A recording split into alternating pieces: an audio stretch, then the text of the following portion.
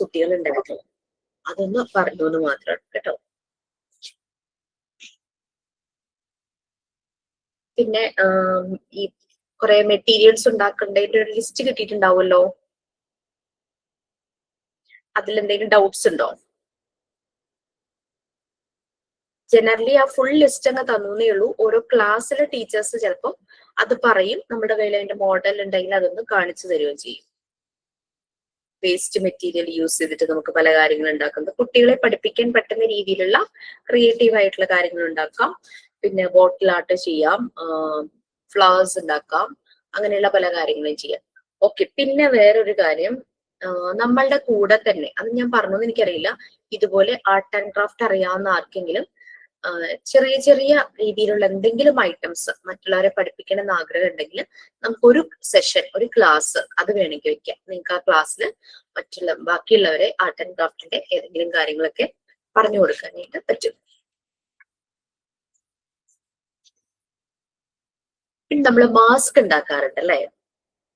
നമ്മൾ ഏതെങ്കിലും സ്റ്റോറി കുട്ടികൾക്ക് പറഞ്ഞു കൊടുക്കുമ്പോൾ മാസ്ക്, ആ സ്റ്റോറിയിലെ ക്യാരക്ടേഴ്സിനനുസരിച്ച് ഫേസ് മാസ്ക് പോലെ നമ്മൾ ചെയ്യാറുണ്ട്. പിന്നെ ഒറിഗാമി അറിയാമെങ്കിൽ ഒറിഗാമി ചെയ്യാം. ഒറിഗാമി ആരെങ്കിലും പറഞ്ഞു കൊടുക്കാം. പിന്നെ ബർത്ത്ഡേ കാർഡ് നമുക്ക് ഡിസൈൻ ചെയ്യാം. നമുക്ക് പരസ്പരം കുട്ടികൾക്ക് കൊടുക്കാനാണെങ്കിലും ഒക്കെ ബർത്ത്ഡേ കാർഡ് കൊടുക്കാം.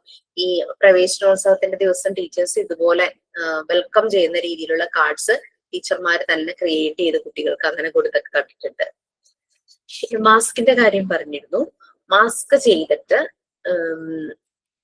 അനിമൽ മാസ്ക് ആണ് നമ്മൾ ചെയ്യുന്നതെങ്കിൽ നമുക്ക് വേണമെങ്കിൽ ക്ലാസ്സിൽ ഒരു അനിമൽ ഫാഷൻ ഷോ കണ്ടക്ട് ചെയ്യാം. അനിമൽ മാസ്ക് വെച്ചിട്ട് നിങ്ങൾ ഫാഷൻ ഷോ നടത്തുന്ന രീതിയിൽ കണ്ടക്ട് ചെയ്യാം. ഓക്കെ, അതൊക്കെ ദാറ്റ്സ് അപ് ടു യു. ഇനി അത് ഒരു നാടൻ പോലെ തോന്നുന്നുണ്ടെങ്കിൽ വേണമെന്നില്ല, പക്ഷെ അതൊക്കെ ഭയങ്കര ഇൻട്രസ്റ്റിംഗ് ആയിരിക്കും. നമ്മളൊരു ഫാഷൻ ഷോ നടത്തുന്നു, പക്ഷെ നമ്മളുടെ ഇത് മാസ്ക്, നമ്മൾ അനിമൽ ക്യാരക്ടേഴ്സ് ആയിരിക്കും. ആ രീതിയിൽ നമുക്ക് ഫാഷൻ ഷോ നടത്താം. അതൊക്കെ നിങ്ങളുടെ ഇഷ്ടം കേട്ടോ. ഓക്കെ.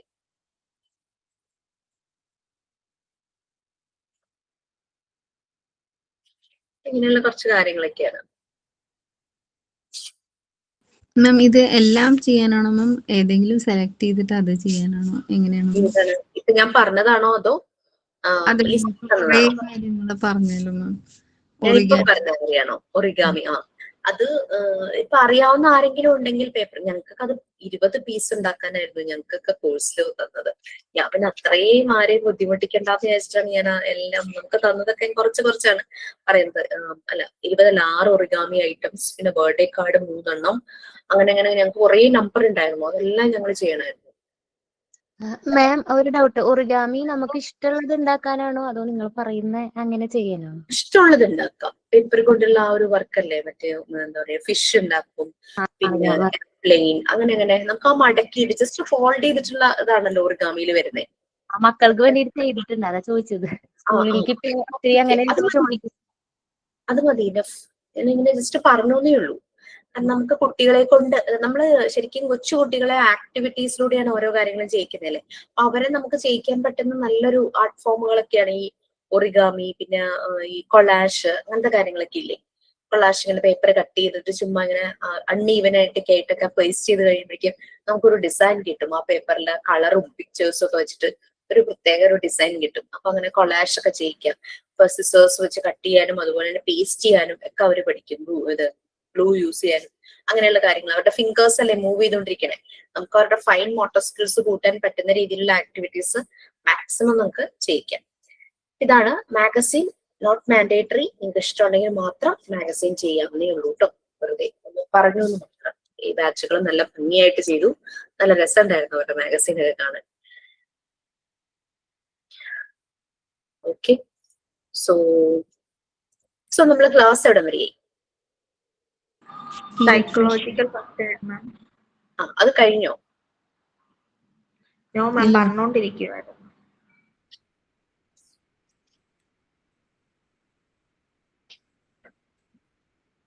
പേജ് നമ്പർ ഒന്ന് പറയാവോ? സൈക്കോളജിക്കൽ ഫസ്റ്റ് എയ്ഡ് ഞാനൊരു PDF അഡീഷണലി അയച്ചു കൊടുത്തതാണ്. നമ്മുടെ ക്ലാസിന്റെ ടെക്സ്റ്റിന്റെ ഇതിലുള്ളതല്ല. മെന്റൽ ഹെൽത്ത് ആൻഡ് ഹൈജീൻ എടുത്തു കഴിഞ്ഞായിരുന്നു.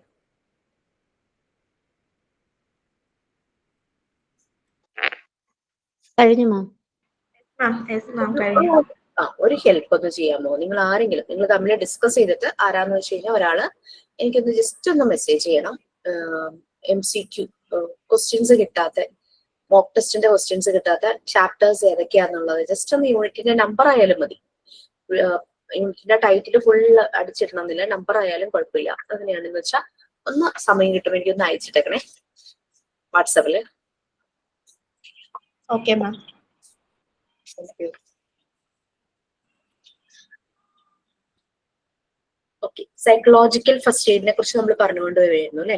അപ്പൊ അതിന്റെ 7 തീംസ് നമ്മൾ പറഞ്ഞു. സൈക്കോളജിക്കൽ ഫസ്റ്റ് എയ്ഡില് നമ്മൾ എന്തെല്ലാം കാര്യങ്ങൾ അറിഞ്ഞിരിക്കണം, നമ്മൾ എങ്ങനെയാണ് അവർക്കത് പ്രൊവൈഡ് ചെയ്യേണ്ടത്. നമ്മൾ പ്രൊഫഷണൽസ് ഒന്നുമല്ല, പക്ഷെ നമ്മൾ എങ്ങനെ അവർക്ക് ആ ഒരു സപ്പോർട്ട് പ്രൊവൈഡ് ചെയ്യണം. പലപ്പോഴും ചില കാര്യങ്ങൾ നമ്മളുടെ കൺട്രോളിൽ വരുന്നതല്ല, നമ്മൾക്ക് പറ്റുന്ന കാര്യങ്ങളല്ല. പ്രത്യേകിച്ച് ഫിനാൻഷ്യൽ മെഷേഴ്സും അതിന്റെ ഫൈൻഡിങ്സും അതിനുള്ള സപ്പോർട്ടൊന്നും നമുക്ക് പറ്റിയെന്ന് വരുന്നത്. അപ്പൊ അതിന് പറ്റുന്ന ആളുകളും ഇൻഫർമേഷൻസുമായിട്ട് ഇവരെ കണക്ട് ചെയ്ത് കൊടുക്കുക എന്നുള്ളതാണ് നമ്മുടെ ജോലി. ഓക്കെ, ആ ഒരു രീതിയിൽ അപ്പൊ 7 തീംസ് നമ്മൾ പറഞ്ഞിട്ടുണ്ടായിരുന്നു. അതൊക്കെ കഴിഞ്ഞതല്ലേ? Yes ma'am. യെസ് മാം കഴിഞ്ഞതാ. ഡൂസ് ആൻഡ് ഡോൺസ് ആണോ ഇനി എടുക്കേണ്ടത്? Yes ma'am.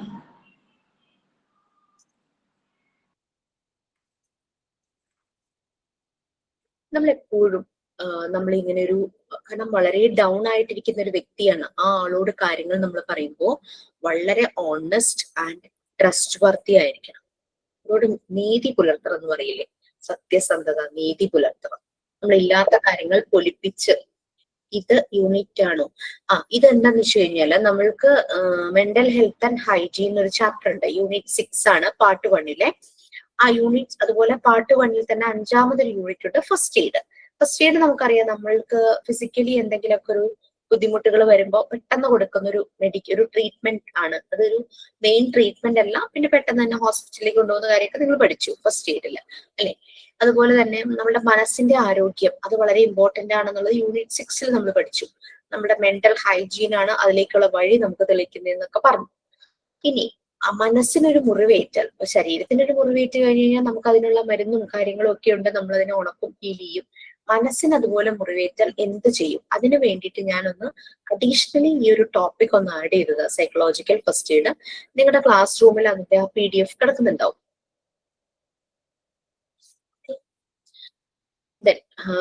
ഡൂസ്, നമ്മൾ അവരോട് വളരെ നീതി പുലർത്തണം, ഓണസ്റ്റ് ആയിരിക്കണം അല്ലെ. ഇല്ലാത്ത കാര്യങ്ങൾ പൊലിപ്പിച്ച് പറയൂ, അങ്ങനെയുള്ള കാര്യങ്ങളൊന്നും ചെയ്യരുത്. ഫോൾസ് പ്രോമിസ് ഒന്നും കൊടുക്കരുത്. പിന്നെ നമ്മളുടെ biases, no your own biases and put dum aside. നമുക്ക് ഇവർ പറയുന്ന പല കാര്യങ്ങളെ കുറിച്ചും പല അഭിപ്രായങ്ങൾ ഉണ്ടാകും. ചിലതിനോട് നമുക്ക് ഒരു ചേർച്ചക്കുറവുണ്ടായിരിക്കും, നമുക്കൊരു നെഗറ്റീവ് ഫീലൊക്കെ തോന്നും. പക്ഷെ അതെല്ലാം ഒരു സൈഡിലേക്ക് മാറ്റി വെച്ചിട്ട് വേണം നമ്മൾ ഇവരെ കേൾക്കാനും ഇവരോട് സംസാരിക്കുന്നുണ്ടെങ്കിൽ സംസാരിക്കാനും. അപ്പൊ ആ ഒരു കമ്മ്യൂണിക്കേഷൻ അങ്ങനെയാണ് വേണ്ടത്. ഇനി ആളുകൾക്ക് പലപ്പോഴും ആളുകളെ നമ്മൾ അവർ വിഷമിച്ചിരിക്കുമ്പോൾ നമ്മൾ അവരെ ഹെൽപ്പ് ചെയ്യാം എന്നുള്ള രീതിയിൽ ചെല്ലുമ്പോൾ എന്താ പറ്റുന്നതെന്ന് വെച്ചാൽ ചിലര് പറയും എനിക്ക് ആരുടെ സഹായം വേണ്ട. ചിലപ്പോൾ ഹാർഷായിട്ട് പറയും, അവർ ബേസ്റ്റ് ഔട്ട് ആവും. എനിക്ക് ആരുടെ സഹായം വേണ്ട, അല്ലെങ്കിൽ വേണ്ട ഞാൻ തന്നെ എന്റെ കാര്യങ്ങൾ മാനേജ് ചെയ്തോളാം എന്ന് പറഞ്ഞവര് റിഫ്യൂസ് ചെയ്യാറുണ്ട്, നമ്മൾ നിരസിക്കും അല്ലെ. പക്ഷെ എന്നാലും നമ്മൾ അവരോട് പറയണം, എപ്പോഴെങ്കിലും നിങ്ങൾക്ക് എന്റെ ഒരു സഹായം വേണമെന്ന് തോന്നുമ്പോൾ വിളിക്കാൻ മറക്കരുത്, അല്ലെങ്കിൽ കോണ്ടാക്ട് ചെയ്യാൻ മറക്കരുത് എന്ന് പറയും. അല്ലാതെ അവരങ്ങനെ പറഞ്ഞ് അവരോട് ദേഷ്യം നിന്നിട്ട് അനുഭവിച്ചോട്ടെ ആ രീതിയിലുള്ളൊരു തോട്ട് ഒരിക്കലും നമ്മുടെ മനസ്സിൽ വരരുത്. നമ്മൾ പറയണം, വളരെ ശാന്തമായിട്ട് കാമായിട്ട് പറയണം, എപ്പോഴെങ്കിലും നിങ്ങൾക്ക് എന്റെ ഒരു സഹായം വേണമെന്ന് തോന്നിയാൽ എന്നെ വിളിക്കാൻ മറക്കരുത് കേട്ടോ എന്ന് പറഞ്ഞിട്ട് പോരാ. അപ്പൊ പെട്ടെന്ന് അവർക്ക് ആരെങ്കിലും വേണമെന്ന് തോന്നുമ്പോൾ അവർ ആദ്യം ഓർക്കുന്നത് നമ്മൾ തന്നെയായിരിക്കും. പിന്നെ ഉള്ള വ്യക്തിയുടെ പ്രായം, ജെൻഡർ, അതായത് അയാൾ ഏത് ജെൻഡറിൽ പെടുന്നു, സ്ത്രീ പുരുഷൻ കുട്ടികളാണെങ്കിൽ അവരുടെ കൾച്ചർ, അതിനനുസരിച്ച് വേണം ആ വ്യക്തിയെ നമ്മൾ ബിഹേവ് ചെയ്യാൻ. ആ അപ്രോപ്രിയേറ്റ് വേ ആയിരിക്കണം. പ്രായമുള്ള ഒരാള്, സ്ത്രീ പുരുഷൻ കുട്ടികൾ അങ്ങനെയൊക്കെ വരുമ്പോൾ അവരോട് പെരുമാറുന്നത് ആ ഒരു അപ്രോപ്രിയേറ്റ് ഒരു നല്ല രീതിയിൽ ആയിരിക്കണം, അവരുടെ രീതികൾക്കനുസരിച്ച്.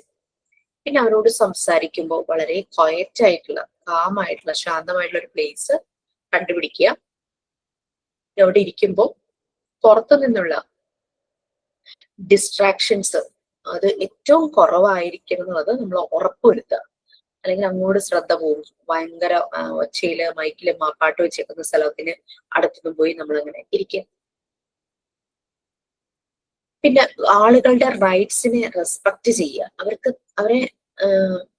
അവർക്ക് തന്നെ ഡിസിഷൻസ് എടുക്കാനായിട്ട് അവരെ പ്രാപ്തരാക്കുക. നമ്മളുടെ താല്പര്യങ്ങളും നമ്മളുടെ അഭിപ്രായങ്ങളും അവരുടെ തലയിൽ കെട്ടിവെക്കുകയല്ല, അവരെ തന്നെ പ്രാപ്തരാക്കുക തന്നെ ഡിസിഷൻസ് എടുക്കാനായിട്ട്. പിന്നെ ഒരു പ്രൈവസി എപ്പോഴും കീപ്പ് ചെയ്യുക, റെസ്പെക്ട് പ്രൈവസി. അതുപോലെ തന്നെ ഈ വ്യക്തി പറയുന്ന കാര്യങ്ങൾ കോൺഫിഡൻഷ്യൽ ആയിട്ട് തന്നെ വെക്കുക. അത് അപ്രോപ്രിയേറ്റ് ആണെങ്കിൽ കോൺഫിഡൻഷ്യൽ ആയിട്ട് വെക്കുക. ഇനി അതല്ല, ഈ കാര്യം വേറൊരു ആളെ അറിയിച്ചാലാണ് ഇയാൾക്ക് സപ്പോർട്ട് കിട്ടുള്ളൂ, സഹായം കിട്ടുള്ളൂ എന്ന് നമുക്ക് ബോധ്യം വരുവാണെങ്കിൽ അയാളോട് ചോദിക്കുക, ഞാൻ ഈ വിവരം ഒരാളോട് പറഞ്ഞോട്ടെ, കാരണം അയാൾക്കാണ് നമ്മളെ ആ ഒരു കാര്യത്തിൽ സപ്പോർട്ട് ചെയ്യാൻ പറ്റുള്ളൂ എന്ന് അയാളോട് ചോദിച്ച് പെർമിഷൻ വാങ്ങിയതിന് ശേഷം വേണം നമ്മൾ ഈ കാര്യം അങ്ങനെ അതോ ഒതന്റിക് ആയിട്ടുള്ള ഒരു വ്യക്തിയോട് ഷെയർ ചെയ്യാൻ.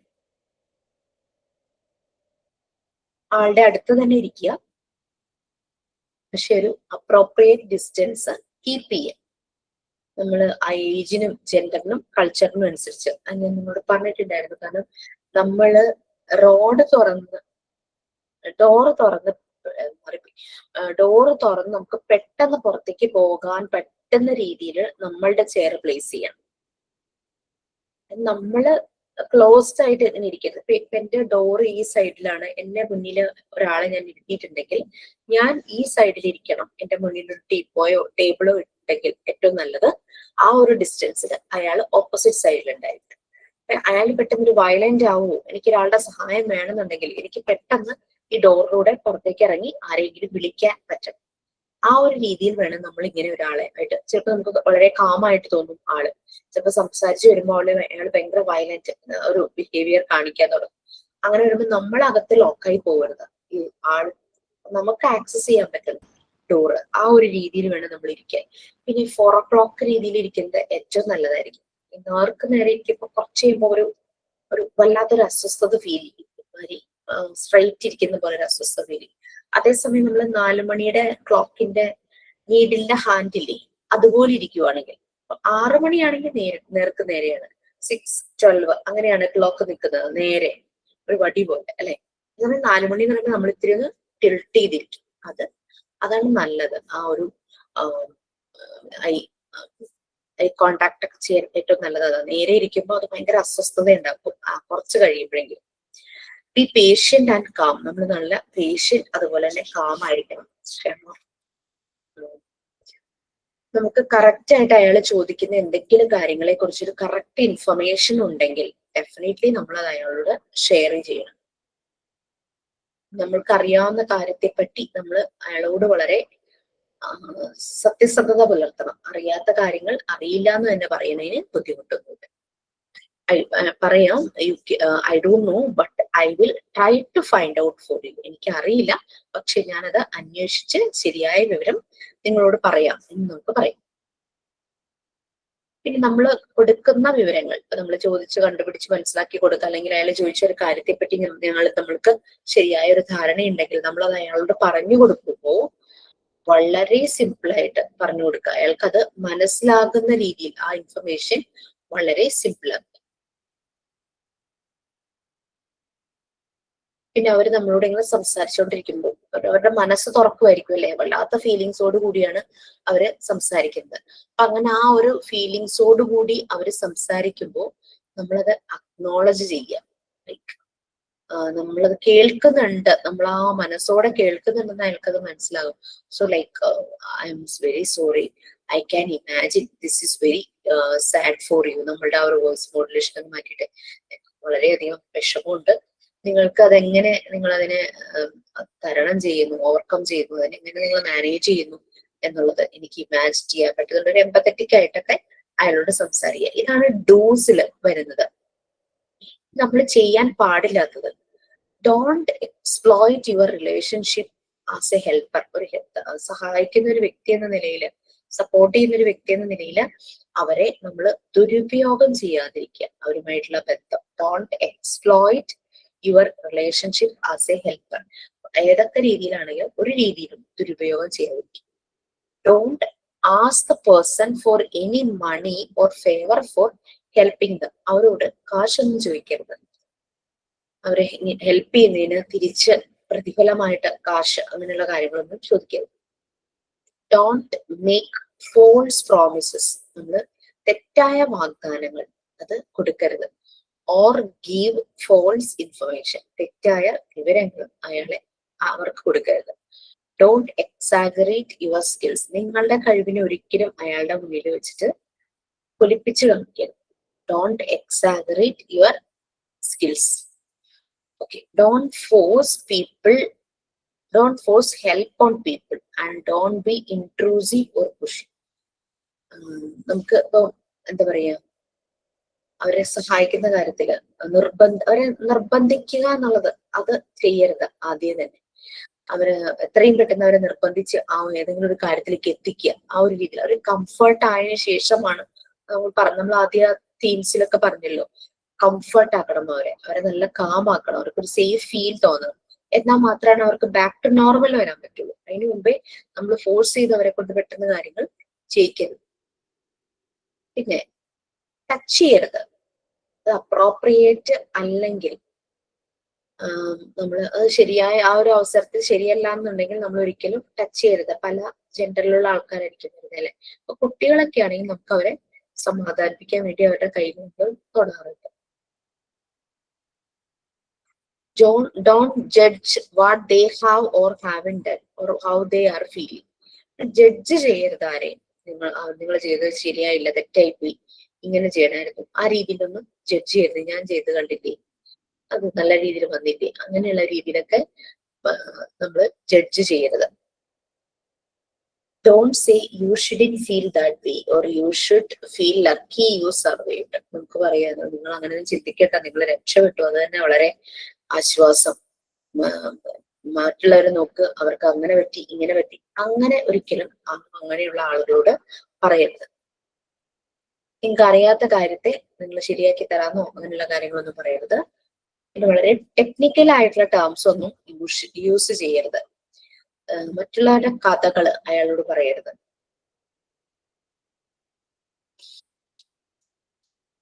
പിന്നെ അയാളുടെ എല്ലാ പ്രശ്നങ്ങളും എന്നെ കൊണ്ട് സോൾവ് ചെയ്യാൻ പറ്റും എന്ന രീതിയിൽ നമ്മൾ ചിന്തിക്കുകയും ചെയ്യരുത്, നമ്മൾ ആക്ട് ചെയ്യുകയും ചെയ്യരുത്. നമുക്ക് നമ്മുടേതായ ലിമിറ്റേഷൻസ് ഉണ്ട്. പിന്നെ നല്ല രീതിയിൽ സ്വന്തം കാര്യം വളരെ സ്മാർട്ടായിട്ട് ചെയ്തുകൊണ്ടിരുന്ന ഒരാളായിരിക്കാം. എന്തെങ്കിലും ഒരു അപകടം അല്ലെങ്കിൽ ഒരു വിഷമം വന്നപ്പോൾ അയാൾ ഭയങ്കര ഡൗൺ ആയി. അയാൾക്ക് ആ സ്ട്രെങ്ത് ഉള്ളിലുണ്ട്, അയാളെ പതുക്കെ അതിലേക്ക് കൊണ്ടെത്തിക്കുക എന്നുള്ളതാണ് നമ്മള്. പക്ഷെ അയാളുടെ ആ സ്ട്രെങ്ത്തും ഇല്ലാതാക്കുന്ന രീതിയിൽ ഉള്ള പരിപാടികൾ നമ്മൾ ചെയ്യരുത്.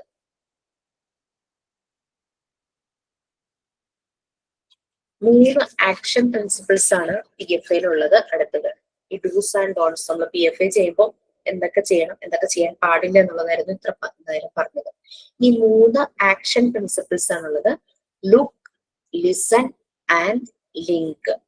ഇതാണ് 3 ആക്ഷൻ പ്രിൻസിപ്പിൾസ്. ലുക്ക് എന്ന് പറഞ്ഞു കഴിഞ്ഞാല് ഈ പ്രശ്നത്തിൽ പെട്ടിരിക്കുന്ന ആളുകളുടെ സേഫ്റ്റി അത് ചെക്ക് ചെയ്യാം. പിന്നെ അവരുടെ നീഡ്സ്, അർജന്റ് ആയിട്ടുള്ള ബേസിക് നീഡ്സ് അത് ചെക്ക് ചെയ്യുക. അതുപോലെ തന്നെ സീരിയസ് ഡിസ്ട്രസ് റിയാക്ഷൻസ്, ചിലപ്പോ വയലന്റ് ആയിട്ട് പെരുമാറാം. ആ ഒരു സംഭവം സംഭവിച്ചതിന്റെ ഷോക്കിൽ നിന്നും ചിലപ്പോൾ പുറത്തേക്ക് വന്നിട്ടുണ്ടാവില്ല, അപ്പൊ അങ്ങനെ വയലന്റ് ആയിട്ട് പെരുമാറാം. അപ്പൊ ഇങ്ങനെയുള്ള കാര്യങ്ങളാണ് നമ്മൾ ശ്രദ്ധിക്കേണ്ടത് ലുക്ക് എന്നുള്ളതിൽ വരുന്നത്.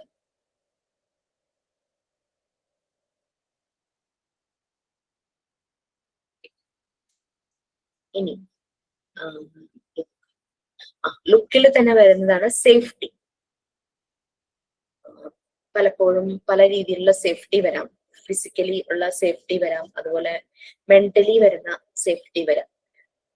അയാള് ചിലപ്പോ ഫേസ് ചെയ്തത് ഏതെങ്കിലും മണ്ണൊലിപ്പോ ഉരുൾപൊട്ടലോ ഫ്ലഡോ അല്ലെങ്കിൽ എന്തെങ്കിലും വാറിൻ്റെതായിട്ടുള്ള അതിന്റെ വിക്ടിമോ എന്തെങ്കിലും ആയിരിക്കാം. അങ്ങനെ പല കാര്യങ്ങളും ആയിരിക്കും അനുഭവിച്ചിട്ടുണ്ടാകുക. ഇനിയും ആ ഒരു ഏരിയയിലേക്ക് പോകുമ്പോൾ എന്തെങ്കിലും എൻവയോൺമെന്റ് ആ ഒരു ഡേഞ്ചർ പതിയിരിക്കുന്നുണ്ടോ, അങ്ങനെ അവളുടെ സേഫ്റ്റി ഉറപ്പാക്കുക എന്നുള്ളതാണ്. ഓക്കെ,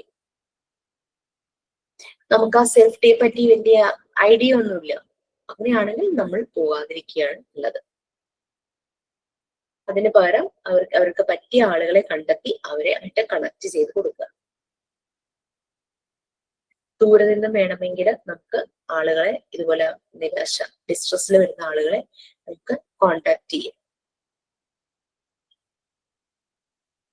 അപ്രോപ്രിയേറ്റ് ആയിട്ടുള്ള ഒരു ഹെൽപ്പ് അവർക്ക് കിട്ടുന്നത് വരെ നമുക്ക് അവരെ ദൂരെ നിന്നാണെങ്കിലും നമുക്ക് അവരുമായിട്ട് കമ്മ്യൂണിക്കേറ്റ് ചെയ്യാം. ഓക്കെ, നെക്സ്റ്റ് ബേസിക് നീഡ്സിന്റെ കാര്യം പറഞ്ഞു. ലുക്കിനകത്ത് വരുന്നതാണ് ഈ ഒരു ബേസിക് നീഡ്സ്. നമ്മൾ ആദ്യം ശ്രദ്ധിക്കുക, ഇതുപോലെ അപകടത്തിൽപ്പെട്ടിട്ടുള്ള ആരെങ്കിലും അപകടം മീൻസ് ഏതെങ്കിലും രീതിയിൽ പ്രശ്നങ്ങൾ കാരണം മെന്റലി ഡൗൺ ആയിട്ടുള്ള ആരെങ്കിലും ഉണ്ടോ എന്നുള്ളത് നോക്കുക. അവർക്ക് എമർജൻസി എന്തെങ്കിലും മെഡിക്കൽ ഹെൽപ്പ് വേണോ എന്നുള്ളത് നോക്കുക. പിന്നെ ഏതെങ്കിലും ഈ ചില ആളുകളെ കണ്ടിട്ടില്ലേ, ഈ കിഡ്നാപ്പ് ചെയ്ത് കുട്ടികളെ ആണെങ്കിലും ആളുകളെ ആണെങ്കിലും കിഡ്നാപ്പ് ചെയ്ത് കൊണ്ടുപോകുന്നു, പ്ലെയിൻ ഹൈജാക്ക് അങ്ങനെയൊക്കെ വരുമ്പോ അതിനകത്ത് പെട്ടുപോകുന്ന ആൾക്കാർ അതിൽ നിന്ന് രക്ഷപ്പെട്ട് വരുമ്പോ ചിലപ്പോൾ പെട്ടെന്ന് ആ ബാക്ക് ടു നോർമൽ വരില്ല. അപ്പൊ അങ്ങനെയുള്ളവരെയൊക്കെ ശ്രദ്ധിക്കുക. അവർക്ക് കൂടുതൽ കെയർ ഒക്കെ കൊടുക്കേണ്ടി വരും. Urgent basic needs, food, water, shelter, information, അത് ആർക്കാ വേണ്ടിയെന്ന് വെച്ച് കഴിഞ്ഞാൽ അത് ആദ്യം എത്തിക്കും.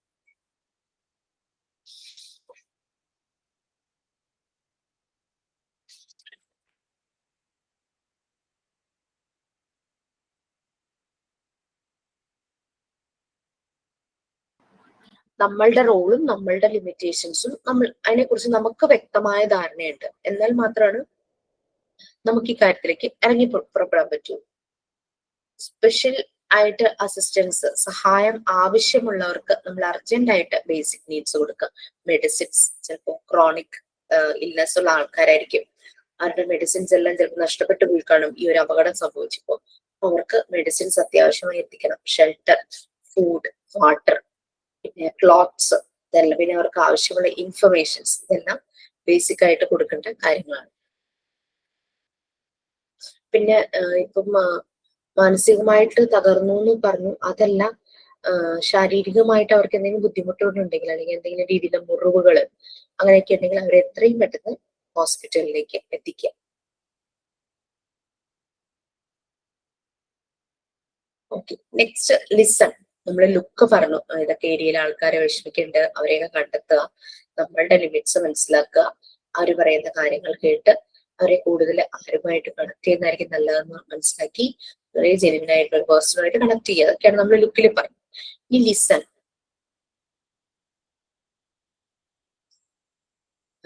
നമ്മള് ഇതുപോലെ സപ്പോർട്ട് ആവശ്യമുള്ള ആളുകളെ അപ്രോച്ച് ചെയ്യും, അവരെ അടുത്തേക്ക് ചെല്ലും അല്ലെ. ഇനി അവരോട് ചോദിക്കും എന്തൊക്കെയാണ് നിങ്ങൾക്ക് നീഡ്സ്, നിങ്ങളുടെ കൺസേൺ എന്തൊക്കെയാണ്, ഇതെല്ലാം ചോദിക്കും. അവരെ കേട്ടിട്ട് അവരെ ഹെൽപ്പ് ചെയ്യുക, അത് ഹൃദയം കൊണ്ട് കേൾക്കുക. അതാണ് സെക്കൻഡ് പോളിസി ആയിട്ട് വരുന്നത് ലിസൺ. അപ്പം നേരത്തെ കൊടുത്തിരിക്കുന്ന ഡൂസ് ആൻഡ് ഡോൺസ് അത് നമ്മൾ ഫോളോ ചെയ്യണം. കാരണം ഒരാളെ നമ്മൾ കേൾക്കാൻ പോകുമ്പോൾ നമ്മൾ എന്തൊക്കെ ചെയ്യണം, എന്തൊക്കെ ചെയ്യാൻ പാടില്ല എന്നുള്ളത് നമ്മൾ മനസ്സിലാക്കണം. ആ ഡൂസ് ആൻഡ് ഡോൺസ് നമ്മൾ നേരത്തെ പറഞ്ഞ കാര്യങ്ങൾ അത് റെഫർ ചെയ്യും.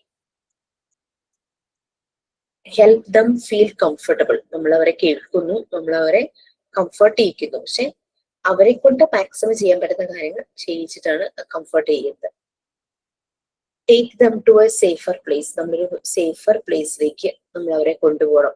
അയാൾക്കൊരു ഒരു ടെൻഷൻ ഉണ്ടാവരുത്, പോകുന്ന സ്ഥലത്തിന്റെ ആ ഒരു ബുദ്ധിമുട്ടൊന്നും ഉണ്ടാകും. പിന്നെ മീഡിയ അങ്ങനെയുള്ളതിൽ നിന്നും അത് അയാളുടെ പ്രൈവസി, ഡിഗ്നിറ്റി എല്ലാം ബാധിക്കുന്നതാണ്. അപ്പൊ മീഡിയയെ അവരിൽ നിന്നും മാറ്റി നിർത്തും. അവരോട് അവർക്ക് സ്പെസിഫിക് ആയിട്ട് എന്തെങ്കിലും നീഡ്സോ കൺസേൺസോ എന്തെങ്കിലും ഉണ്ടെങ്കിൽ ചോദിക്കാം. ഓക്കെ, പിന്നെ അവരോട് അവരുടെ പ്രയോറിറ്റീസ്, അവരുടെ ലൈഫിൽ അവർക്ക് പ്രധാനമായിട്ട് വേണ്ട കാര്യങ്ങൾ, പ്രയോറിറ്റീസിനെ ഫൈൻഡ് ഔട്ട് ചെയ്തിട്ട് അത് വർക്ക്ഔട്ട് ചെയ്യാനായിട്ട് ഹെൽപ്പ് ചെയ്യാം. ആ പേഴ്സണുമായിട്ട് ക്ലോസ് ആയിട്ട് നിൽക്കുക. ഫോളോഅപ്സ് വേണം, ക്ലോസ് ആയിട്ട് നിൽക്കുക. അവരെ ഫോഴ്സ് ചെയ്യരുത് സംസാരിക്കാനായിട്ട്, പക്ഷെ നമ്മൾ അവരെ കേൾക്കുക തന്നെ വേണം. എപ്പോഴെങ്കിലും അവർ സംസാരിക്കാൻ ആഗ്രഹം പറയുന്ന സമയത്ത് നമ്മൾക്ക് അവരെ കേൾക്കാനും പറ്റണം. ഒരു റോൾ മോഡൽ ആയിരിക്കണം നമ്മൾ വളരെ കാം പേഷ്യന്റോട് കൂടി വളരെ സോഫ്റ്റ് ആയിട്ട് സംസാരിച്ച് അവർക്ക് തോന്നണം ഈ ആളെന്നെ ഹെൽപ്പ് ചെയ്യും എന്നൊരു ഫീല് അവർക്ക് തോന്നുന്നു നല്ലൊരു മനസ്സിലാക്കലാണെന്നൊക്കെ ഒരു തോന്നല് വരും.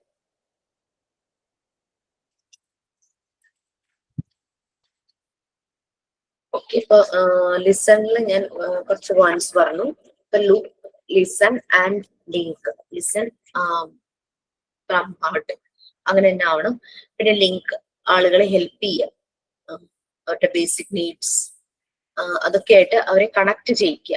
കാരണം ഇപ്പൊ നമ്മള് ഇനീഷ്യലി അതൊക്കെ സെറ്റ് ചെയ്ത് കൊടുത്തെങ്കിലും അവർക്കത് കണ്ടിന്യൂസ്ലി കിട്ടേണ്ട ഒരു സാഹചര്യമാണെങ്കിൽ അത് കണക്ട് ചെയ്ത് കൊടുക്കുക. പിന്നെ ഇൻഫർമേഷൻ, അവര് കടന്നുപോയ ആ ഒരു അപകടത്തെ കുറിച്ചുള്ള ഇൻഫർമേഷൻ അവർ ചോദിച്ച് നമ്മൾ അതിനനുസരിച്ച് അവർക്കത് പറഞ്ഞു കൊടുക്കണം. സപ്പോർട്ട് സർവീസസ് അവൈലബിൾ അങ്ങനെയുള്ള കാര്യങ്ങളും പറയണം. എങ്ങനെ ഹെൽപ്പ് ചോദിക്കണം അതും പറഞ്ഞു മനസ്സിലാക്കി കൊടുക്കണം. ചിലപ്പോൾ ചിലർക്ക് എല്ലാ കാര്യങ്ങളും കോൾ ചെയ്യാനൊന്നും ശരിയായ രീതിയിൽ അറിയില്ല എന്നുണ്ടെങ്കിൽ പിന്നെ അവരുടെ ആരുടെയെങ്കിലും റിലേറ്റീവ്സ്, ലൗഡ് വൺസ് ഒക്കെ ഉണ്ടെങ്കിൽ അവരുമായിട്ട് കണക്ട് ചെയ്ത് വെക്കുക. അവരുടെ നാട്, സോഷ്യൽ സപ്പോർട്ട് അത് പ്രൊവൈഡ് ചെയ്യുക. ലിങ്കാണ്, അവരെ ലിങ്ക് ചെയ്യുന്നു നമ്മൾ പലപ്പോഴും ഈ PFAയുടെ മേജർ പാർട്ടുമായിട്ട്, സൈക്കോളജിക്കൽ ഫസ്റ്റ് എയ്ഡിന്റെ മേജർ പാർട്ടുമായിട്ട് ലിങ്ക് ചെയ്യുക. അവർക്ക് ഔട്ട്സൈഡ് ഓർഗനൈസേഷനോ എന്തെങ്കിലും ട്രസ്റ്റോ അങ്ങനെയുള്ളതൊക്കെ അവരെ ഹെൽപ്പ് ചെയ്യാനായിട്ടുണ്ടെങ്കിൽ അതൊക്കെ ആയിട്ട് എൻഗേജ് ചെയ്യും.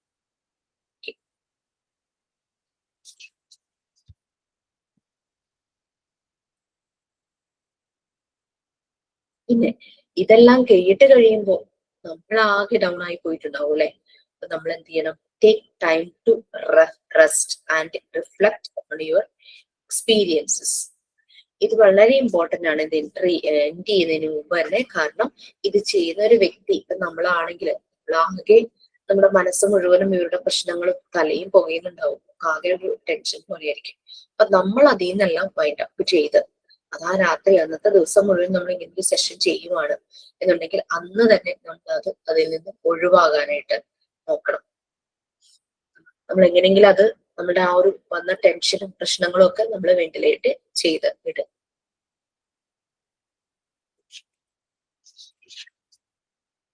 ഓക്കെ, അപ്പൊ ഇതാണ് സൈക്കോളജിക്കൽ ഫസ്റ്റ് എയ്ഡിൽ വരുന്ന കാര്യങ്ങൾ. ഇത്രയും കാര്യങ്ങളുണ്ട്.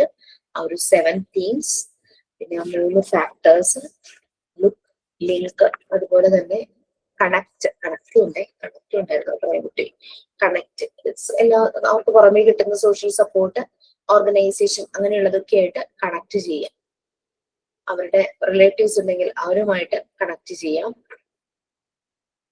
പിന്നെ ഇപ്പൊ ഒരു വീട് നഷ്ടപ്പെട്ടു ഫ്ലഡില്, അപ്പൊ ആ ഒരു വീട്ടിലെ ആൾക്കാരെ എല്ലാം രക്ഷപ്പെടുത്തി, പക്ഷെ അവരെല്ലാരും ഒരുമിച്ച് ഒരേ സ്ഥലത്ത് തന്നെ ആയിരിക്കാൻ ശ്രമിക്കുക.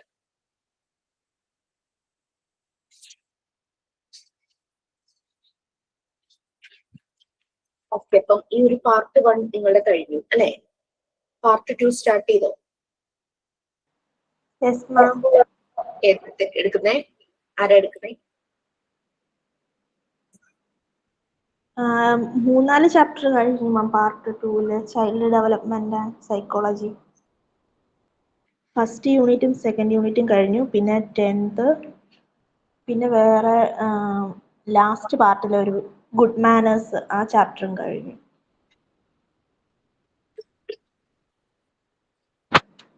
സൈക്കോളജി യൂണിറ്റ് 6 എടുത്തോ? Part 2 unit 6. ഇല്ല, നോ മാം. ഫസ്റ്റ് 2 യൂണിറ്റ് എടുത്തു, 6 എടുത്തിട്ടില്ല. ആരൊക്കെ വേറെ എടുക്കുന്നത്? അപർണ മിസ്സും റോസ് മാം. റോസ്. റോസ്. ഓക്കെ, അപ്പൊ ഞാൻ പാർട്ട് 2 സൈക്കോളജി അതായത് യൂണിറ്റ് 6 കിടക്കുകയാണ് കേട്ടോ.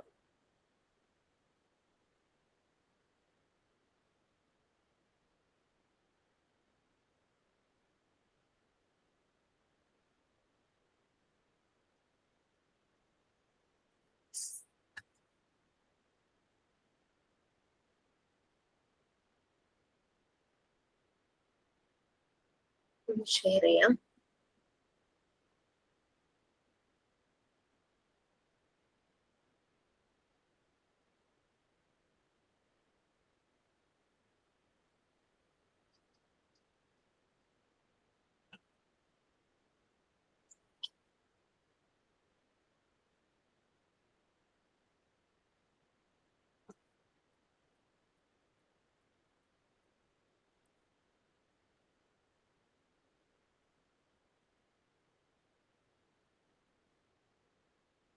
ഓക്കെ, യൂണിറ്റ് 6 പാർട്ട് 2 ആണ് നമ്മുടെ മൂന്നാമത്തെ സബ്ജക്റ്റിലെ ആദ്യത്തെ ലെസൺ ആണ് കേട്ടോ.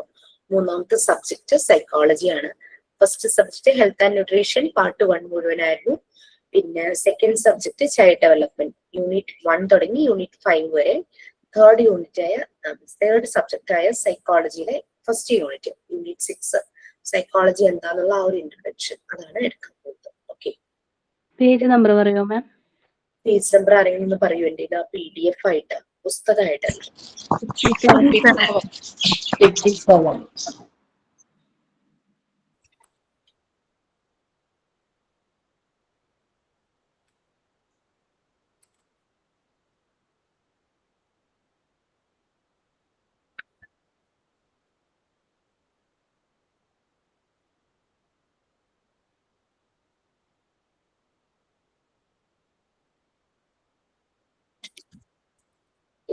ടെക്സ്റ്റ് ലൈൻ്റെ ഭാഗങ്ങൾ നോക്കിയതാണ്. ഓക്കെ, സൈക്കോളജി പണ്ട് കാലങ്ങളിൽ സൈക്കോളജി അല്ലെങ്കിൽ സൈക്കോളജിസ്റ്റ് എന്നൊക്കെ കേൾക്കുമ്പോൾ എന്തായിരുന്നു അന്നത്തെ ആൾക്കാരുടെ ഒരു ആറ്റിറ്റ്യൂഡ്?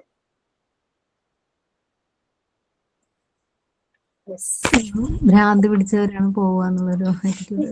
നെഗറ്റീവ് തോട്ടാണ് അല്ലെ വരുന്നത് സൈക്കോളജി അല്ലെങ്കിൽ സൈക്കോളജിസ്റ്റ് ഒക്കെ കേൾക്കുമ്പോൾ. പക്ഷെ ഇപ്പൊ ഒത്തിരി മാറിയിട്ടുണ്ട് ആ ഒരു കാര്യത്തില്.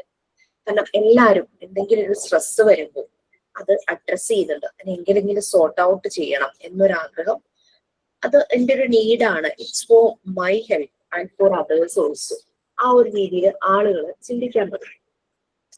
അതായത് പോസിറ്റീവായിട്ട് അതിനെടുക്കുന്നു. എന്തിനു പറയുന്നു, നമ്മളുടെ പ്ലെയേഴ്സ് അവരുടെ ഏതൊരു മാച്ചിന് പോകുമ്പോഴും ഒക്കെ നല്ല പ്രഷറാണല്ലേ.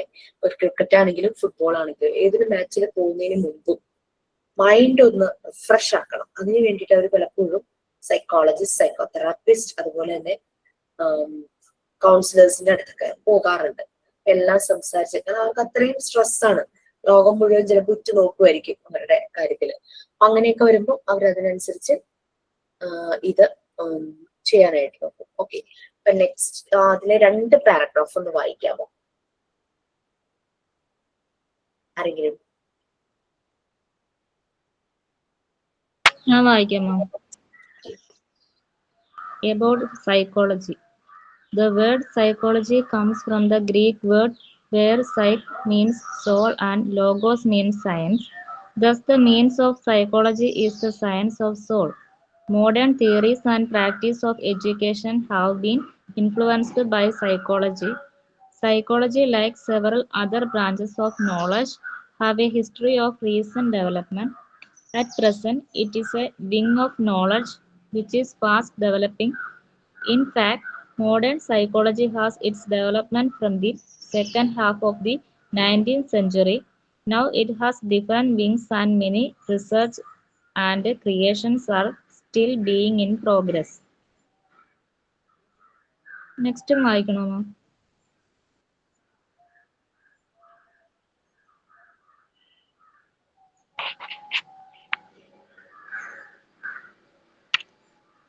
Psychology is usually defined as the study of human behavior.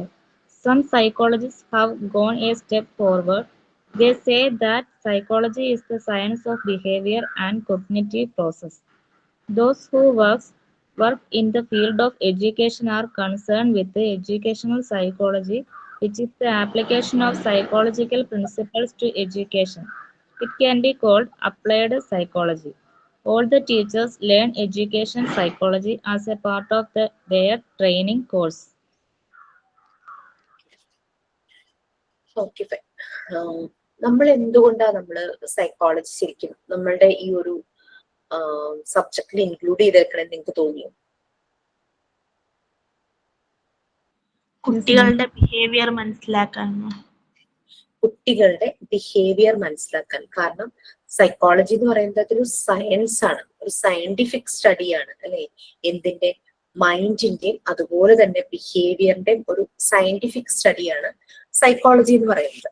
അപ്പൊ അതുകൊണ്ടാണ് നമ്മുടെ മുന്നിൽ വരുന്ന കുട്ടികൾ എല്ലാവരും ഒരുപോലെയല്ല.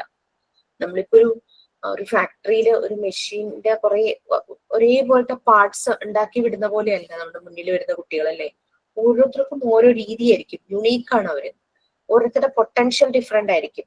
ഓക്കെ, അപ്പൊ അങ്ങനെയാകുമ്പം അത് നമ്മൾ മനസ്സിലാക്കണം. എങ്ങനെ നമുക്ക് മുന്നിൽ വരുന്ന കുട്ടികളെ മനസ്സിലാകും, അവരുടെ രീതികൾക്കനുസരിച്ച് അവരെ എങ്ങനെയാണ് അവരെ ആ ഒരു ലേണിംഗ് പ്രോസസ്സിലൂടെ കൊണ്ടുപോകേണ്ടത്. കാരണം ഒരേ രീതിയിലുള്ള പഠന രീതി എല്ലാ കുട്ടികളിലും ചിലപ്പോൾ വർക്കൗട്ട് ആവണമെന്നില്ല. അപ്പൊ നമ്മൾ ഇവരുടെ രീതിക്കനുസരിച്ച് മാറേണ്ടതായിട്ട് വരും. കാരണം കുഞ്ഞുങ്ങൾക്ക് അറിയില്ല, അവരുടെ ഉള്ളിലുള്ള പൊട്ടൻഷ്യൽ അനുസരിച്ചാണ് അവർ ഓരോ കാര്യങ്ങളും ചെയ്യുന്നത്. മറ്റൊരാൾ ചെയ്യുന്ന പോലെ ചെയ്യാനായിട്ട് പറഞ്ഞു കഴിഞ്ഞാൽ അവര് അന്തം വിട്ട് നോക്കിക്കേഴും. ഓക്കെ, ഇപ്പൊ സൈക്കോളജി എന്ന് പറയുന്നത് ഒരു ഗ്രീക്ക് വേർഡിൽ നിന്നും ഡിറൈവ് ചെയ്തതാണെന്ന് പറയുന്നു. സൈക്കിന്റെ മീനിങ് സോൾ, അതുപോലെ തന്നെ ലോഗോസ് എന്ന് പറഞ്ഞു കഴിഞ്ഞാൽ സയൻസ്. അതായത് സയൻസ് ഓഫ് സോൾ, ഈ സോളിന്റെ science, scientific study of mind and body. Okay, അങ്ങനെയുള്ള കാര്യങ്ങൾ. ഒരു സൈക്കോളജി പഠിക്കാനായിട്ട് ഒരു സ്റ്റുഡന്റ് റെഫർ ചെയ്യുന്നത് എപ്പോഴും സിഗ്മണ്ട് ഫ്രോയിഡ് എന്ന് പറയുന്ന അദ്ദേഹത്തിന്റെ ഒബ്സർവേഷൻസും അനാലിസിസും ഒക്കെയാണ് മിക്ക സ്റ്റുഡൻസും റെഫർ ചെയ്യുന്നത്. സൈക്കോളജി എന്ന് പറയുമ്പോൾ കേൾക്കുന്ന ഒരു പേര് അദ്ദേഹത്തിന്റെയാണ്, സിഗ്മണ്ട് ഫ്രോയിഡ്. പക്ഷെ അദ്ദേഹത്തിന്റെ ചില ഒബ്സർവേഷൻസിനെ എല്ലാം ആളുകൾ ക്രിട്ടിസൈസ് ചെയ്തിട്ടുണ്ടായിരുന്നു. അത് നമ്മൾ ചൈൽഡ് ഡെവലപ്മെന്റിൽ നിങ്ങൾക്ക് ടീച്ചർ പറഞ്ഞു തരുമായിരിക്കും. ഓക്കെ, ഇനി ഇല്ലെങ്കിൽ നമുക്കൊന്ന് ഫുൾ ചൈൽഡ് ഡെവലപ്മെന്റിൽ ഓരോ കുട്ടികളുടെ ഡെവലപ്മെന്റിൽ ഓരോ സൈക്കോ അനാലിസ്റ്റുകളുടെയും ഒബ്സർവേഷൻസ് ഉണ്ട്. അത് നമുക്ക് ഒന്ന് പറഞ്ഞു പോവാം. ഞാൻ ടീച്ചേഴ്സിനോട് ചോദിക്കട്ടെ, അവർ പറയുകയാണെങ്കിൽ അവർ പറയുമെങ്കിൽ ഞാനൊന്ന് പറഞ്ഞു പോകും. ഒരു സയന്റിഫിക് സ്റ്റഡിയാണ് സൈക്കോളജി എന്ന് പറയുന്നത്. സൈക്കോളജിയുടെ മീനിങ് എന്ന് പറയുന്നത് സയൻസ് ഓഫ് സോൾ ആണ്. മോഡേൺ ഇപ്പൊ കുറെ കാര്യങ്ങളുണ്ട് ഈ സൈക്കോളജിയെ സംബന്ധിച്ച്. സൈക്കോളജി എഡ്യൂക്കേഷണൽ സെറ്റിംഗ്സിൽ അപ്ലൈ ചെയ്തിട്ടുണ്ട്. എഡ്യൂക്കേഷൻ സെറ്റിംഗ്സിൽ അപ്ലൈ ചെയ്തപ്പോൾ അത് നെക്സ്റ്റ് ചാപ്റ്റർ അതാണ് കേട്ടോ, യൂണിറ്റ് 7 എഡ്യൂക്കേഷണൽ സൈക്കോളജി എന്ന് പറയുന്നത്. അത് എഡ്യൂക്കേഷണൽ സെറ്റിംഗ്സില് സൈക്കോളജിയുടെ ഫൈൻഡിങ്സും കാര്യങ്ങളും എല്ലാം അപ്ലൈ ചെയ്യുന്നതാണ് എഡ്യൂക്കേഷണൽ സൈക്കോളജി. ഇപ്പൊ ഓരോ സ്കൂളും ഓരോ ഇൻസ്റ്റിറ്റ്യൂഷനും കൺസിഡർ ചെയ്യുകയാണെങ്കിൽ കുട്ടികളുടെ ഇതുപോലെയുള്ള അവരുടെ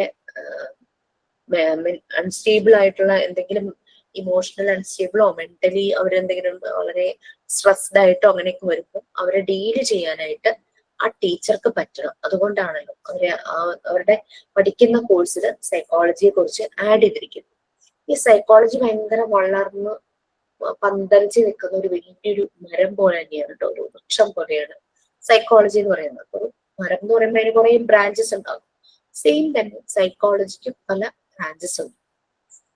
ഇങ്ങനെ മരം വളർന്നുകൊണ്ടിരിക്കുവാണല്ലേ, അതുപോലെ തന്നെയാണ് സൈക്കോളജിയുടെ എല്ലാ ഏരിയകളും ഡെവലപ്പ് ചെയ്തുകൊണ്ടിരിക്കുകയാണ്. പ്രോഗ്രസീവ് ആണ്, നല്ല ഡെവലപ്മെന്റ് ഉണ്ട്. പുതിയ പുതിയ രീതിയിലുള്ള എക്സ്പെരിമെന്റും കാര്യങ്ങളും വർക്കൗട്ടും ഒക്കെ ചെയ്ത് അത് കൂടുതൽ ഡെവലപ്പ് ആയിക്കൊണ്ടിരിക്കുകയാണ്. അപ്പൊ നമ്മൾ അറിഞ്ഞിരിക്കേണ്ട 2 ടൈപ്പ് ഓഫ് സൈക്കോളജി ഉണ്ട്. ഒന്ന് ചൈൽഡ് സൈക്കോളജി, ഒന്ന് ഡെവലപ്മെന്റൽ സൈക്കോളജി. ചൈൽഡ് സൈക്കോളജി എന്ന് പറഞ്ഞാൽ നമുക്കറിയാം, കുട്ടികളെ ആ ഒരു പ്രായത്തിൽ അവരുടെ രീതികളും കാര്യങ്ങളും മനസ്സിലാക്കാൻ വേണ്ടിയിട്ടുള്ളതാണ് ചൈൽഡ് സൈക്കോളജി. ഓക്കെ, ഇനി ഈ ഡെവലപ്മെന്റൽ സൈക്കോളജി എന്ന് പറഞ്ഞു കഴിഞ്ഞാൽ നമുക്കറിയാം, ഒരു കുഞ്ഞിന്റെ ആ ജീവന്റെ തുടിപ്പ് കുഞ്ഞിന്റെ അമ്മയുടെ വോമ്പിൽ ആ ഗർഭപാത്രത്തിൽ വരുന്ന ആ ഒരു ടൈമിലെ 2 വ്യക്തികളുടെ വളരെ സ്നേഹത്തിന്റെയും എല്ലാം പ്രതീകമായിട്ട് വേണം അങ്ങനെ ഒരു ജീവന്റെ തുടിപ്പ് ആ ഒരു അമ്മയുടെ വോമ്പിൽ വരാനായിട്ട്. ആ സമയം തുടങ്ങിയുള്ള പിന്നെ ഡെവലപ്പ് ആകും അത്, അല്ലെ, ഒരു ഭ്രൂണാവസ്ഥ. പിന്നെ അതങ്ങനെ ഓരോരുമായിട്ട് ഒരു മനുഷ്യ കുഞ്ഞിന്റെ മുഴുവൻ രൂപമാകുന്ന ഒരവസ്ഥയിലേക്ക് എത്തുന്നു, അത് പുറത്തേക്ക് വരുന്നു, അല്ലെ, നമുക്കറിയാം ആ ഒരു process.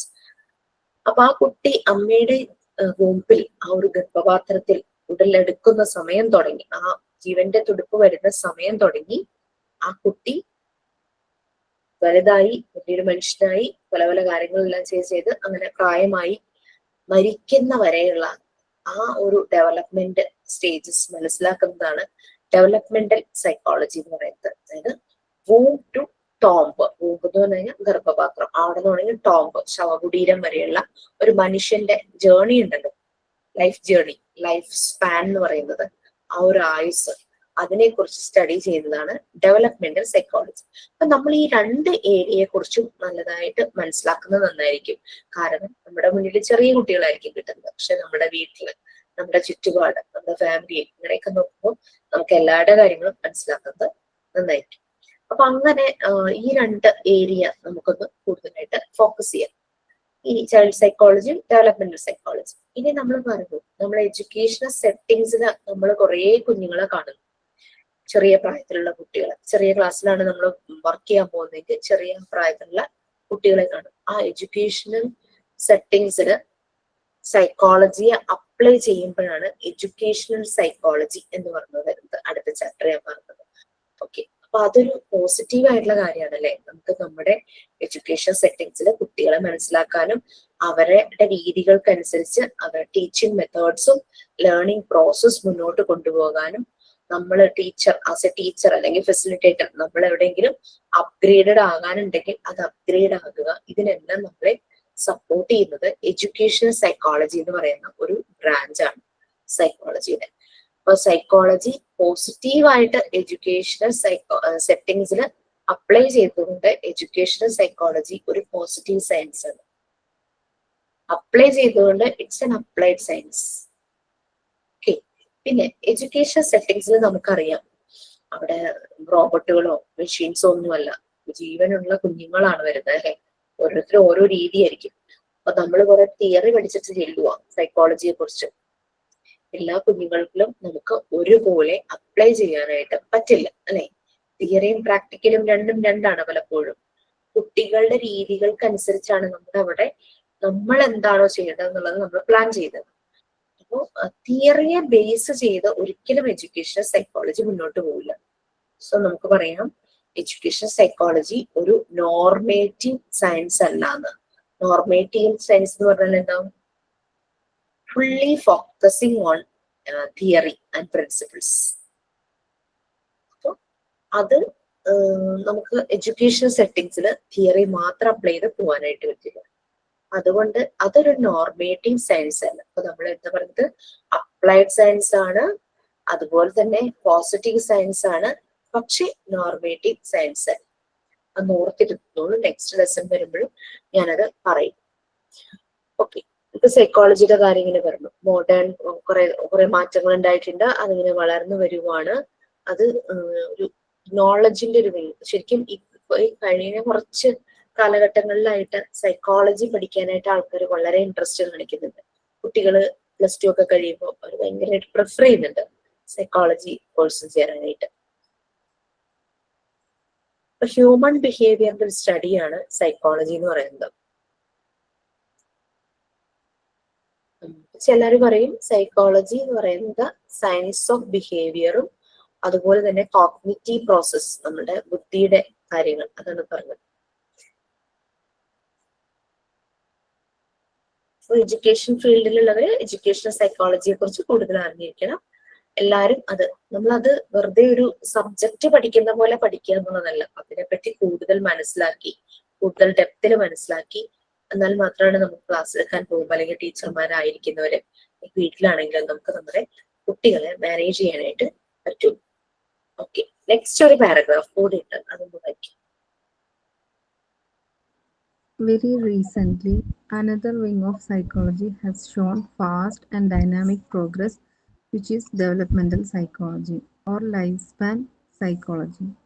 It deals with changes in behavior and cognitive process over the lifespan. Therefore, it is very much related to child psychology and education psychology, which all teachers are wanted to know. Child psychology is concerned with development and behavior of children.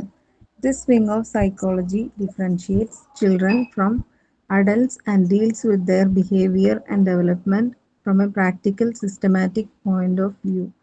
H.R. Schaffer has defined it as the scientific study of children's behavior and development. നമ്മൾ പറഞ്ഞ കാര്യം തന്നെയാണ് child psychology, behaviour, developmental സൈക്കോളജിയുടെ കാര്യമൊക്കെ പറഞ്ഞു. H.R. Chauffeur, അദ്ദേഹം ഒരു German bone ആണ്, പക്ഷെ ബ്രിട്ടീഷ് ഡെവലപ്മെന്റ് സൈക്കോളജിസ്റ്റ് ആ രീതിയിലാണ് അറിയപ്പെടുന്നത്. ഡെവലപ്മെന്റൽ സൈക്കോളജിസ്റ്റ് ആണ്, ബ്രിട്ടനിലുള്ള ഒരു ഡെവലപ്മെന്റൽ സൈക്കോളജിസ്റ്റ്. അദ്ദേഹം അതിലാണ് കൂടുതൽ പ്രാക്ടീസ് ചെയ്തിരിക്കുന്നത്. എന്തായിരിക്കാം അത്. അപ്പോ scientific study of children's behaviour and development. അപ്പൊ എല്ലാം കുട്ടികളുടെ ആ ഒരു ഡെവലപ്മെന്റ്, അവരുടെ ബിഹേവിയർ, അതിന്റെ ഒരു സയന്റിഫിക് സിസ്റ്റമാറ്റിക് ആയിട്ടുള്ള ഒരു സ്റ്റഡിയാണ് ശരിക്കും പറഞ്ഞു കഴിഞ്ഞാൽ സൈക്കോളജിയുടെ, ഇപ്പൊ എഡ്യൂക്കേഷൻ സൈക്കോളജി അല്ലെങ്കിൽ ചൈൽഡ് സൈക്കോളജിയുടെ ഭാഗമായിട്ട് പറയുന്നത്. Okay, teachers and psychology. ടീച്ചേഴ്സും സൈക്കോളജിയും എങ്ങനെയാണ് എന്നുള്ളതാണ് നെക്സ്റ്റ് ടോപ്പിക്.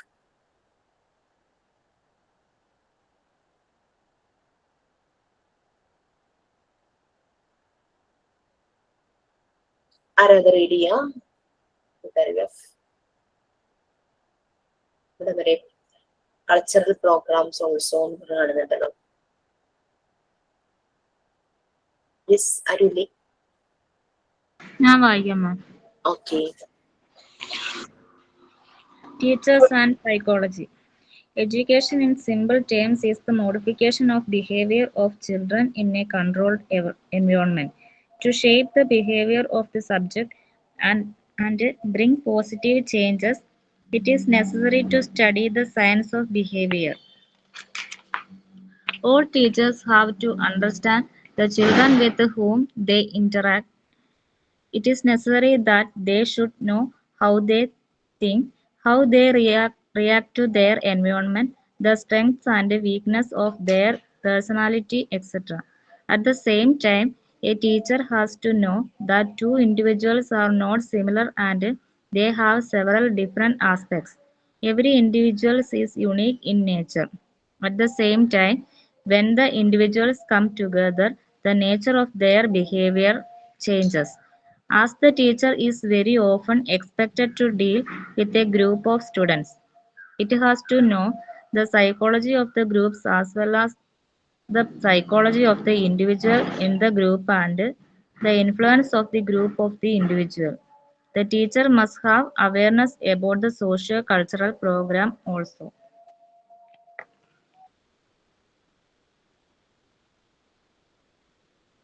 ടീച്ചേഴ്സും സൈക്കോളജി. ഒരു ടീച്ചറെ എങ്ങനെ സൈക്കോളജി ഹെൽപ്പ് ചെയ്യുന്നു, എങ്ങനെ സപ്പോർട്ട് ചെയ്യുന്നു, ആ ഒരു പ്രൊഫഷൻ അല്ലെങ്കിൽ ടീച്ചറുടെ പേഴ്സണൽ ലൈഫ് എന്തിനാണ്, പേഴ്സണൽ ലൈഫും പ്രൊഫഷണൽ ലൈഫും എങ്ങനെ ബാലൻസ് ചെയ്യണം, കുട്ടികളെ എങ്ങനെ ഡീൽ ചെയ്യണം, ഇതെല്ലാമാണ് ടീച്ചേഴ്സും സൈക്കോളജിയും തമ്മിൽ വരുന്ന ഒരു ലിങ്ക്. എഡ്യൂക്കേഷൻ എന്ന് പറയുന്നത് അത് ശരിക്കും പറഞ്ഞു കഴിഞ്ഞാല് modification of children in A controlled environment. കുട്ടി സ്കൂളിൽ പോകാതെ വീട്ടിൽ തന്നെയാണെങ്കിൽ ഒരു പക്ഷേ എല്ലാവരുടെയും കേസല്ല കേട്ടോ, ചുരുക്കം ചെല്ലുന്നുണ്ട് വീട്ടിൽ ഓപ്പൺ എഡ്യൂക്കേഷൻ കൊടുക്കുന്നവരുണ്ട്. അങ്ങനെ അപ്പൊ അങ്ങനെ ചിലപ്പോ വീട്ടിൽ ആരും നോക്കാനോ അങ്ങനെയൊക്കെ ഇല്ലാതാവുമ്പോഴേക്കും ചിലപ്പോ കുട്ടിക്ക് ശരിയായ ഒരു മെസ്സേജുകളൊന്നും ഒരു കാര്യത്തെ കുറിച്ച് കിട്ടുന്നില്ല, റോങ് മെസ്സേജുകളായിരിക്കും കിട്ടും. അപ്പൊ കുട്ടികളെ ഒരു കൺട്രോൾഡ് എൻവയോൺമെന്റിൽ വെച്ച് അവരുടെ ബിഹേവിയർ മോഡിഫിക്കേഷൻ എടുക്കുക എന്നുള്ളതാണ് എഡ്യൂക്കേഷൻ ശരിക്കും ഒരു ടീച്ചിങ് സെറ്റപ്പില് ചെയ്യുന്ന ജോലി എന്ന് പറയുന്നത്. അപ്പൊ അങ്ങനെ ആ ഒരു ചേഞ്ചസ് വരുത്തി അവരെ നല്ല ഷേപ്പ് ആക്കുന്നു, അവരിലൊരു പോസിറ്റീവ് ചേഞ്ചസ് വരുത്തി. അങ്ങനെയാകുമ്പോൾ അങ്ങനെ ചെയ്യണമെങ്കിൽ കുട്ടികളുടെ ബിഹേവിയർ ടീച്ചർ മനസ്സിലാക്കണം. കുട്ടികളുടെ ബിഹേവിയറിനെ കുറിച്ച് പഠിക്കുന്ന ഒരു ബ്രാഞ്ചാണ് ഈ സൈക്കോളജി എന്ന് പറയുന്നത്. അതുകൊണ്ടാണ് ടീച്ചേഴ്സിന് സൈക്കോളജി വളരെ സപ്പോർട്ടീവ് ആയിട്ടാണെന്ന് പറയുന്നത്.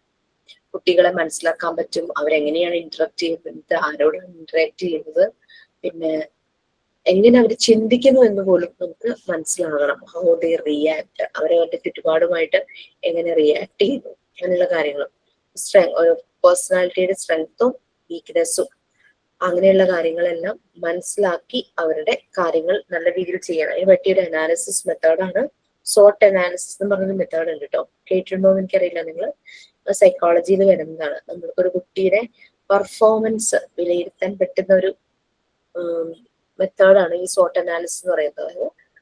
SWOT, strength, weakness, opportunities and threat. അതാണ് ഈ സോട്ട് എന്നുള്ള ആ വേർഡ് കൊണ്ട് ഉദ്ദേശിക്കുന്നത്. SWOT. പിന്നെ സോട്ട് അനാലിസിസ് ചെയ്ത് പലപ്പോഴും നമുക്ക് ഈ കുട്ടികളുടെ പ്രശ്നങ്ങൾ മനസ്സിലാക്കാനായിട്ട് പറ്റും. കുട്ടിയുടെ സ്ട്രെങ്ത് എന്താന്ന് മനസ്സിലാക്കാം, വീക്ക്നെസ് എന്താന്ന് മനസ്സിലാക്കാം, കുട്ടിക്ക് കിട്ടുന്ന ഓപ്പർച്യൂണിറ്റീസ്, കുട്ടിയുടെ ചലഞ്ചസ്, ത്രെട്ട്. കാരണം ഇപ്പൊ വീട്ടില് അതിന്റെ കാര്യങ്ങളൊന്നും മര്യാദയ്ക്ക് പഠിക്കാനോ അങ്ങനെയൊന്നും പറ്റുന്ന ഒരു സാഹചര്യം അല്ലെങ്കിൽ ആ കുട്ടിയുടെ വീക്ക്നെസ് അല്ലെങ്കിൽ ത്രെട്ട് അതാണ്. പഠിക്കാൻ നല്ല കഴിവുള്ള കുട്ടി ഈ ഒരു പ്രോബ്ലം കൊണ്ടാണ് അതിന് പഠിക്കാൻ പറ്റാത്തത്, വീട്ടിലെ പ്രശ്നങ്ങളുണ്ട്. അപ്പൊ ടീച്ചർ കുട്ടിയെ ഇൻസ്പയർ ചെയ്യുന്ന രീതിയിൽ പല കാര്യങ്ങളും കാണിക്കും. അപ്പൊ അവിടെ ആ ഒരു ടീച്ചർ ആ കുട്ടിയുടെ ആ ബിഹേവിയർ മൈൻഡ് മനസ്സിലാക്കിയിട്ടാണ് ആ കുട്ടിയെ ശരിയായിട്ട് എടുക്കുന്നത്, മീൻസ് ഷേപ്പ് ചെയ്യുന്നു ആ കുട്ടിയെ. കുട്ടിക്ക് ആ ഒരു കോൺഫിഡൻസ് കൊടുക്കുന്നു. കാരണം വീട്ടിലെ ആ ഒരു സിറ്റുവേഷൻ വീട്ടുകാർ ഇത്ര നന്നായിട്ട് മാറ്റുന്നില്ലല്ലോ. അപ്പൊ അവൾക്ക് ധൈര്യം കൊടുക്കുന്നു ആ നല്ല രീതിയിൽ മുന്നോട്ട് പോകാൻ. ആ കുട്ടിക്ക് ആ ഒരു അവളാവുന്ന ഓവർട്ടീസ് അങ്ങനെയുള്ള കാര്യങ്ങളൊക്കെയാണ് ശരിക്കും ഒരു ടീച്ചർക്ക് ചെയ്യാൻ പറ്റുന്നത്. സൈക്കോളജി നന്നായി അറിഞ്ഞാൽ അവര് അതിനനുസരിച്ച് തന്നെ ചെയ്യും. ഓരോ ഇൻഡിവിജ്വലും യുണീക്ക് ആണെന്ന് നമുക്കറിയാം. പിന്നെ പലപ്പോഴും ഇവർ ഒരുമിച്ച് വരുമ്പോൾ അവരുടെ ബിഹേവിയറിൽ ചേഞ്ചസ് വരും. അതായത് നമുക്ക് അതും ഒബ്സർവ് ചെയ്യാം. കുട്ടി ഒറ്റയ്ക്ക് ആയിരിക്കുമ്പോൾ അവന്റെ ബിഹേവിയർ എന്താണ്, കുട്ടി ഒരു പർട്ടിക്കുലർ ഗ്രൂപ്പിലായിരിക്കുമ്പോൾ അവനിലുണ്ടാകുന്ന ബിഹേവിയർ ചേഞ്ചസ് എന്താണ്. ചിലപ്പോൾ അവൻ ഭയങ്കര ആക്റ്റീവ് ആകും, ചിലപ്പോൾ അവൻ കുറച്ചുകൂടെ മൂടിയാകുമായിരിക്കും. അങ്ങനെ എന്ത് തന്നെയായാലും നമുക്കത് ഒബ്സർവ് ചെയ്ത് നമുക്ക് കറക്റ്റ് ഇനി എന്ത് മെത്തേഡ് അവനെ അതിൽ നിന്ന് ശരിയാക്കി എടുക്കാൻ അത് ഈ ഒരു ടീച്ചേഴ്സ് അല്ലെങ്കിൽ ഫെസിലിറ്റേറ്റേഴ്സിന് പറ്റും. 2 പാരഗ്രാഫും കൂടി ഉള്ളൂ, അതൊന്ന് വായിക്കാം ആ ഒരു ടോപ്പിക്കില്. As a teacher deals with children's processing of knowledge, she is expected to know the process involved in the obtaining of knowledge. Besides, she must have knowledge of how to improve knowledge of the children so that they may process it properly. It is important that a teacher must know what type of knowledge item can be absorbed mentally by children of a particular age group. In short, psychology helps teachers in deciding what to teach, who to teach, and how to teach. As the children undergoing pre-primary education are very young and not much expected of the society or larger environment, a teacher must be intensely careful in dealing with them. They are very subtle and sensitive. They are likely to absorb or internalize anything they come across. A teacher who is engaged in adjusting the very young generation of the society is expected to have a good knowledge of psychology of the children.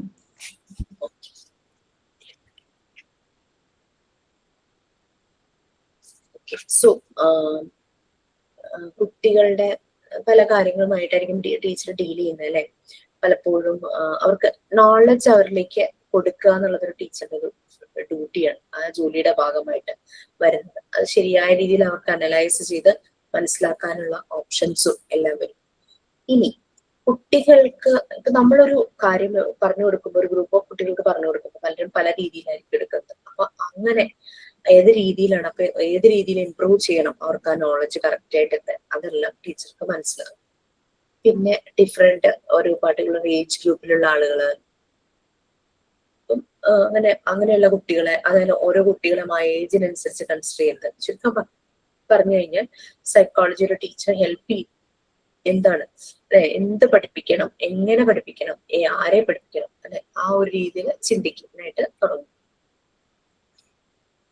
Pre primary education എന്ന് പറയുമ്പോൾ ആ സമയത്ത് വളരെ യങ്ങാണ് അവര്. അതുപോലെ തന്നെ അവർക്ക് സൊസൈറ്റിയെ കുറിച്ച് കാര്യമായിട്ടും ചുറ്റും എൻവയോൺമെന്റിനെ കുറിച്ചും കാര്യമായിട്ടുള്ള കാര്യങ്ങളൊന്നും അറിഞ്ഞിട്ടുണ്ടാവില്ല.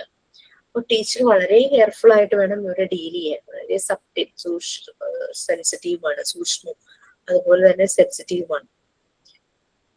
അവര് പലപ്പോഴും കിട്ടുന്ന കാര്യങ്ങൾ മുഴുവനും, ടീച്ചർ പറഞ്ഞു കൊടുക്കുന്ന കാര്യങ്ങളാണെങ്കിൽ കാര്യങ്ങൾ മുഴുവനും പഠിച്ചെടുക്കാനായിട്ട് ശ്രമിക്കുന്നില്ല. അങ്ങനെ ആ യങ് ജനറേഷനെ അഡ്ജസ്റ്റ് ചെയ്യാനായിട്ട് നമുക്ക് പറ്റണം. ആ ഒരു രീതിയിൽ ടീച്ചേഴ്സ് വളരണം. ഓക്കെ, നെക്സ്റ്റ് ക്ലാസ്സിൽ ഒന്നുകൂടെ പറയാം, നമുക്ക് വൈൻഡപ്പ് ചെയ്യാം കേട്ടോ. പ്ലീസ് മാം ഒരു സംശയം പറഞ്ഞുതരുമോ? ചോദിക്കൂ. 4th റെക്കോർഡിലെ റിവേഴ്സ് കളറിംഗ് ഇല്ലേ, give colour to alphabet and digit എന്ന് പറഞ്ഞ അതെങ്ങനെയാ മാം? അത് നിങ്ങൾ ആൽഫബറ്റ്സിനും ഡിജിറ്റ്സിനും ക്രയോൺസ് യൂസ് ചെയ്തിട്ടോ കളർ കൊടുക്കണം. അതിന്റെ ബാക്ക്ഗ്രൗണ്ട് ഇത് നമ്മൾ ഷെയ്ഡ് കൊടുക്കണം, ഷെയ്ഡിങ് പെൻസിലൂടെ. കാരണം ഹൈലൈറ്റ് ചെയ്ത് കാണേണ്ടത് ആൽഫബറ്റ്സ് ആണ്. ഷെയ്ഡിങ് പെൻസിൽ വെച്ചിട്ട് ബാക്ക്ഗ്രൗണ്ട് ഷെയ്ഡ് ചെയ്ത് കൊടുത്തിട്ട് ഇതിനകത്ത് കളർ കൊടുക്കുക ഈ ആൽഫബറ്റ്സിൽ. ഒരു മിനിറ്റ്, ഞാൻ റെക്കോർഡ് എടുക്കണമെങ്കിൽ കാണിച്ചു തരാം, ഒന്ന് വെയിറ്റ് ചെയ്യാമോ? Okay.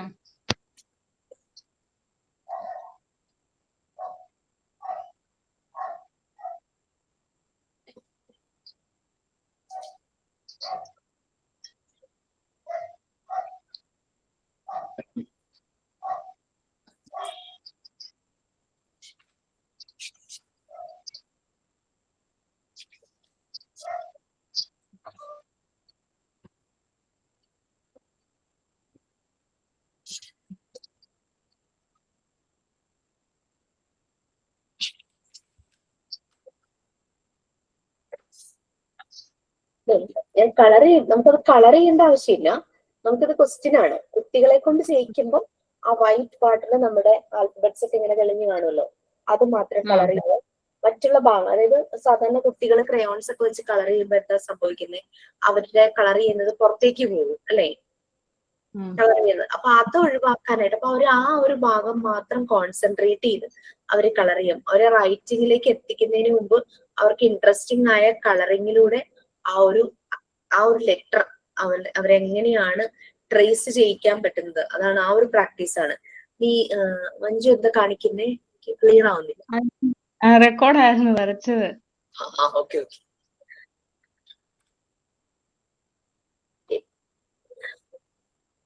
Okay, thank you ma'am.